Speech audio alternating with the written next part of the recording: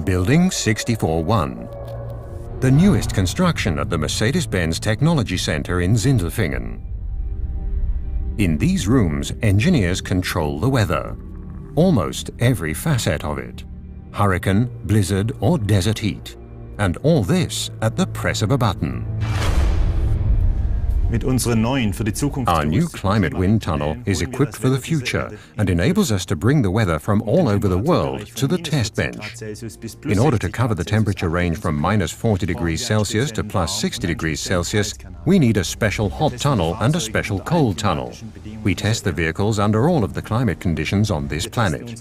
We then test our vehicles under real driving conditions.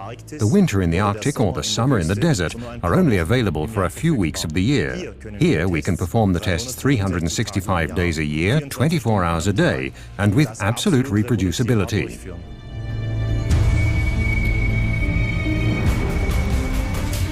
Directly next door are the workshops in which the vehicles are prepared for testing. This reduces travel and ensures that the vehicles don't have to be transported outside. However, the actual tests themselves begin in the conditioning chambers. In the conditioning chambers, the vehicles are brought to the correct temperature. This enables them to be pre-cooled or preheated for the wind tunnel, so that we can immediately begin testing. Efficiency is extremely important for us.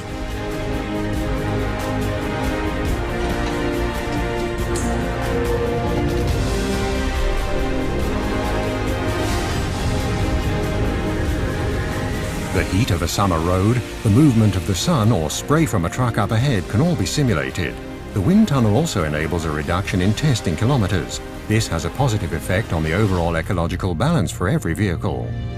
The new test benches essentially represent the link between computer simulation and the road testing. Here we test entire vehicles and components, so that the prototypes on the road already have a higher level of maturity. Wind, heat, cold. In Building 64-1, the desert and the Arctic are in one place.